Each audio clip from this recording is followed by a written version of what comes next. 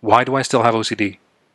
I did the treatments, I followed the steps, I did everything I was supposed to do, so why do I keep having this problem? What am I doing wrong? If it was just you doing the treatment and not getting better, then maybe you are just doing something wrong. But it's not just you. It's actually most people that do OCD treatments and don't get better. You heard that right. Only 1 in 3 people improve enough to be considered recovered, meaning your symptoms are still there, but they're not bad enough to be considered OCD anymore. And only 1 in 5 people stop having OCD altogether after treatment.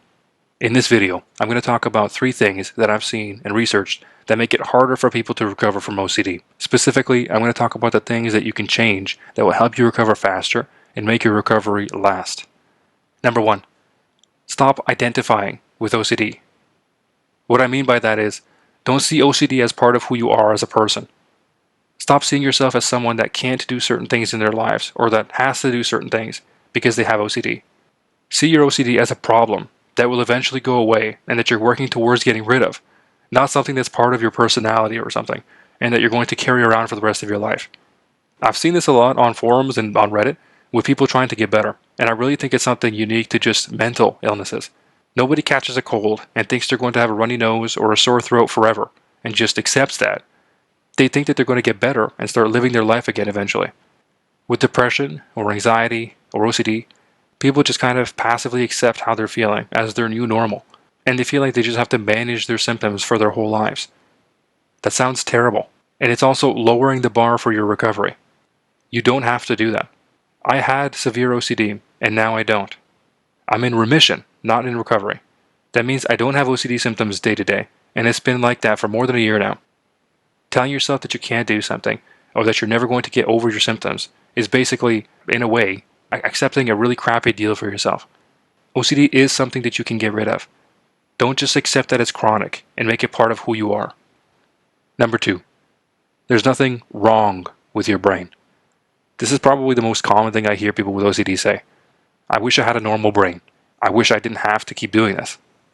When I used to have OCD, I did feel that way too. I wish that I was like the people who didn't have this problem. I used to see my friends talking and having fun and spending time together and not having to do mental compulsions all the time, and I wondered why I had to win the OCD lottery and suffer with this when other people didn't have to. But I'm completely better now, and I didn't get a new brain. Let me clarify this too. Me saying that there's nothing wrong with your brain isn't my opinion. There's no evidence or research to show what the cause of OCD is.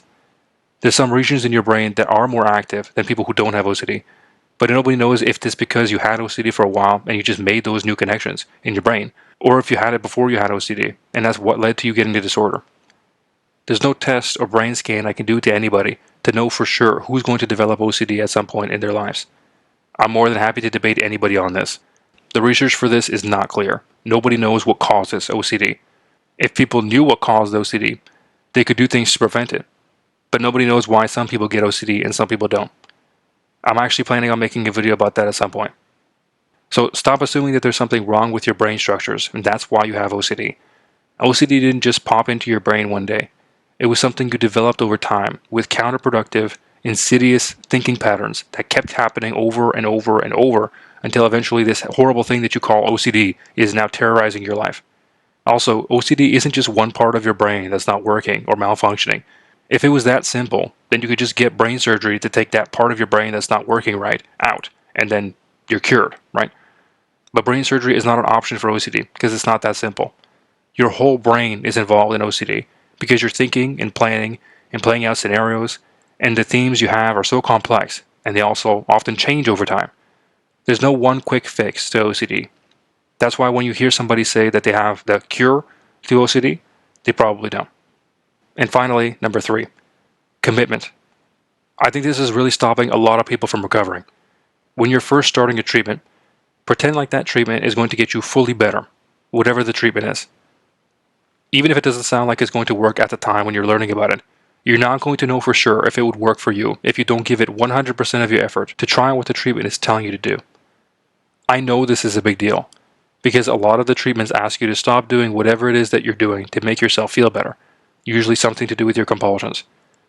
Why you do your compulsions, like looking for reassurance, checking, ruminating about your OCD topic, or whatever other things you do, you're doing those things because you're in a panic in the moment when your OCD thoughts start to come into your head, and doing them makes you feel better.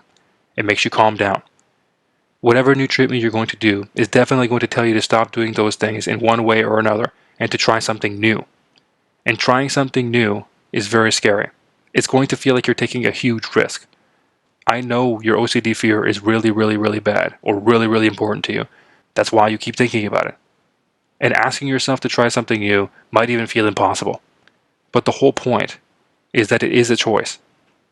You can keep choosing to do what you've been doing for the last week or month or years, or you can take the leap and try something new. I remember when I took that leap. It was terrifying, and I really didn't want to. But by that point, I was fed up with what I was doing day to day, and I also knew what I was doing until that point wasn't working. I must have thought about my OCD fears a million times. It didn't stop how likely I was to keep thinking about my OCD fears and ruminating in my head.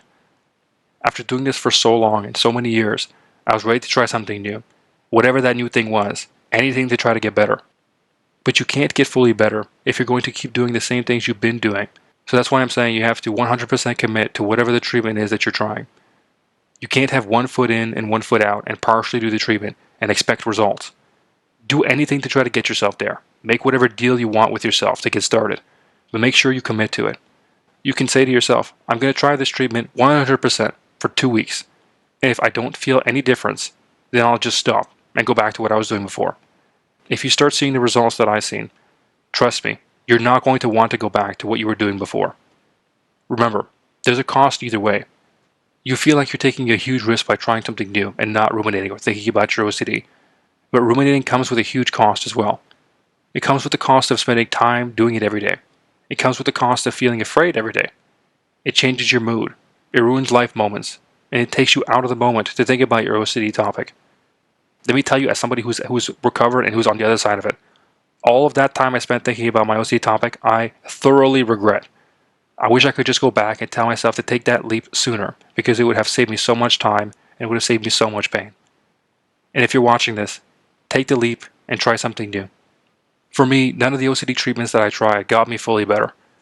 I had some success with some of them, but it never really lasted, and it never led to my symptoms going away completely, which was my goal.